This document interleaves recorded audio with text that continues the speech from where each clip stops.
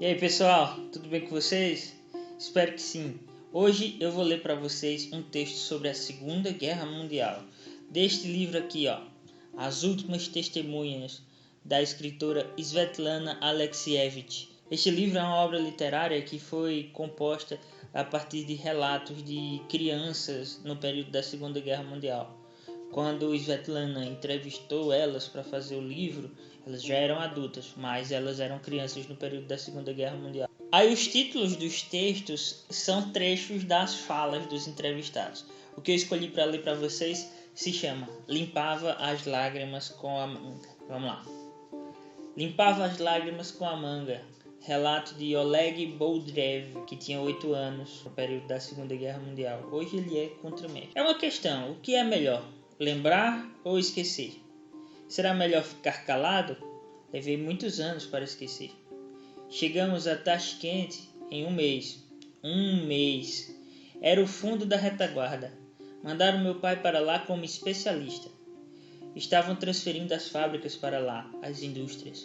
Todo o país estava se deslocando para a retaguarda, para o fundo. Que bom que o país é grande. Lá fiquei sabendo que meu irmão mais velho havia morrido em Stalingrado. Queria ir para o fronte, mas nem na fábrica me aceitavam porque eu era pequeno. Ainda faltam 6 meses para você fazer 10 anos. Minha mãe balançava a cabeça. Esqueça essas ideias de criança. Meu pai também fechava a cara. Fábrica não é jardim de infância, é preciso trabalhar até 12 horas. E como se trabalha? A fábrica produzia minas, projéteis, bombas aéreas. Aceitavam adolescentes para o polimento. As barras de metal fundido eram polidas à mão. O processo era simples. Sob alta pressão, a mangueira soltava um jato de areia incandescente, a 150 graus. A areia pulava do metal e queimava os pulmões, batia no rosto, nos olhos. Era raro alguém aguentar mais de uma semana. Era preciso ter caráter. Mas em 1943 completei 10 anos. E meu pai me levou com ele. Me levou para a terceira seção. Era o setor onde soldavam detonadores para as bombas. Trabalhávamos nós três, eu, Oleg e Vaniushka. Eles eram 2 anos mais velhos do que eu. Montávamos os detonadores. E Yakov Mironovich Sapoinikov, o sobrenome ficou gravado na memória, que era um grande mestre no ofício, soldava. Depois tínhamos que subir numa caixa para alcançar o torno, fechar a manga do detonador e, com a gola do macho de abrir roscas, calibrar a rosca interna da manga. Pegamos o jeito de fazer, rápido. Depois era mais simples, pôr a rolha e botar na caixa. Quando ficava cheia, levávamos para o lugar dela, para o carregamento. Era um tanto pesada, é verdade, até 50 quilos, mas em 2 pessoas a gente se virava. Não distraíamos Yakov Mironovich. Ele tinha o trabalho mais delicado. A maior responsabilidade é da soldagem. O mais desagradável era o fogo da solda elétrica. Você como que tentava não olhar para o fogo azul, mas depois de 12 horas ficava com um reflexo. O olho parecia estar cheio de areia. Você esfregava, mas não adiantava. Não sei se por causa disso ou pelo zumbido monótono do dínamo que dava a corrente para a solda, ou talvez simplesmente por cansaço, às vezes dava um sono terrível, especialmente de madrugada. Dormir. Se Yakov Mironovich visse que havia uma pequena possibilidade de nos dar um descanso, ordenava: vá para o eletrodo. Não precisava insistir. Em toda a fábrica não havia lugar mais aconchegante e quentinho do que o lugar onde secavam os eletrodos com ar quente. A gente se encafurnava ali na prateleira morna de madeira e dormia num instante. Uns 15 minutos depois vinha Yakov Mironovich e nos acordava. Uma vez acordei antes de ele chamar. Vi o tio Yasha olhando para nós. Estava deixando passar mais uns minutinhos. E ele limpava as lágrimas com a manga.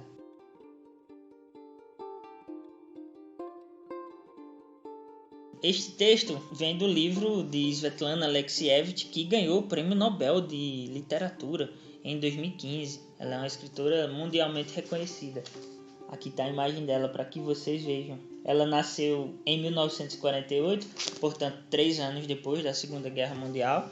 Nasceu na Ucrânia, no período em que ela fazia parte da União Soviética. E os seus familiares são todos da Bielorrússia, outro país também que fazer parte da União Soviética. Ela tem uma série de livros em que ela vai construindo narrativa a partir de relatos de várias outras pessoas. Ela é jornalista e escritora, né? E aqui nesse texto dá pra gente trabalhar uma série de coisas relacionadas à Segunda Guerra Mundial.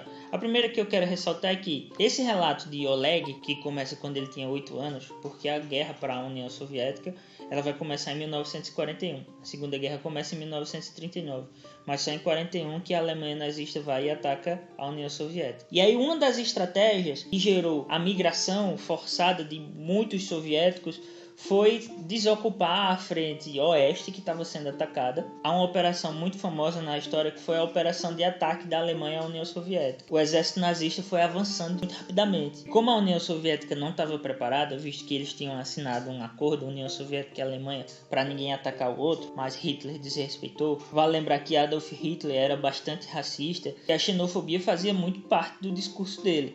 Então ele detestava os eslavos. Os eslavos são um grupo étnico ao qual pertencem os russos, os ucranianos, os bielorrussos e por aí vai.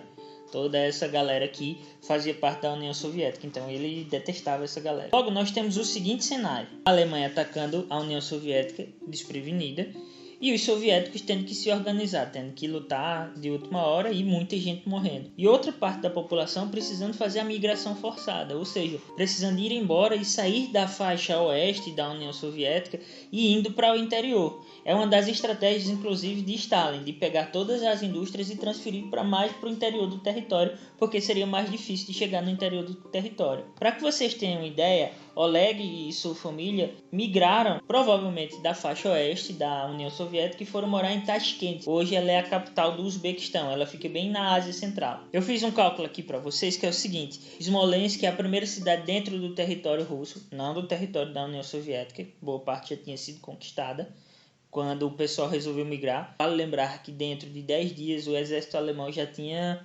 conseguido conquistar bastante terras, bastante território da União Soviética. E aí uma das primeiras cidades russas é Smolensk, bem na faixa oeste da União Soviética. De Smolensk para Tashkent, suponhamos que a família de Oleg morasse aí na faixa oeste, a gente tem mais ou menos 3.769 quilômetros, o que dá 49 horas de viagem, o que dá 2 dias de viagem, o que é o equivalente mais ou menos a você sair de Porto Alegre, lá no Rio Grande do Sul, e ir para o Recife, lá em Pernambuco. Então a gente consegue ver aí, ó, no período da Segunda Guerra Mundial vai acontecer muito isso. A gente vai ter muita gente precisando fazer a migração forçada, muitos por ordem do governo e muitos para tentar escapar da guerra para sobreviver.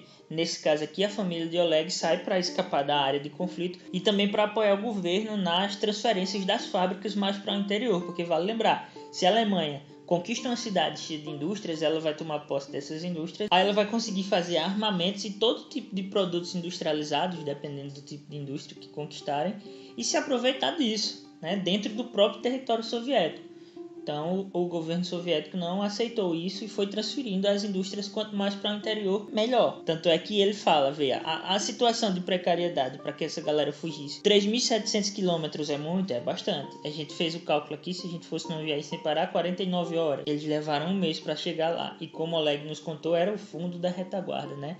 Era a parte mais no interior do território que eles conseguiram chegar. E ele fala, né, que bom que o país é grande. E aí a gente vê também a questão do trabalho infantil nesse período, né? A gente está nos anos 40, os direitos trabalhistas eles ainda irão se ampliar e a gente também está num contexto de guerra. Num contexto de guerra todo mundo sai perdendo, não é somente o exército de um país contra o exército de outro. A população sofre bastante. E neste livro aqui, a gente tem uma série de relatos de crianças que perdem pai, mãe, avô, avó, a família inteira, vira órfão. Esse que eu li para vocês é um dos mais leves possíveis, em que a gente vê o operário se emocionando no final da história, porque precisava da ajuda de crianças para trabalhar junto com eles, para fazer munição, para ajudar o exército soviético na guerra contra os alemães, que vinham destruindo o seu país e matando bastante gente, com muita crueldade, inclusive. Certo? Então esse é um dos contextos das migrações forçadas na Europa que eu quero trazer para vocês. E isso até a Segunda Guerra Mundial. Depois, o que vai acontecer? A gente vai ter a Alemanha derrotada, e aí a gente vai ter alguns países fazendo alianças econômicas que no futuro vai gerar a União Europeia. Com isso, a Europa se recupera economicamente e, ao invés de ser área de repulsão de pessoas, ela vai passar a ser área de atração de pessoas. Ao invés dela gerar muitos emigrantes, né, pessoas indo embora, ela vai atrair muitos imigrantes, pessoas querendo chegar para morar na Europa, porque as condições de vida lá seriam interessantes. Busquem o livro, é muito interessante, é um prêmio Nobel que a gente está tendo acesso. Ela foi traduzida para o Brasil, vários dos seus livros. Tem outros que falam sobre o papel da mulher na Segunda Guerra Mundial. Ela entrevista várias mulheres. E muitos outros. Descubram. Digitem aí. Svetlana Alexievich. O nome está escrito aqui embaixo. Quem tiver dificuldade de escrever. Beleza? Até a próxima. Tchau.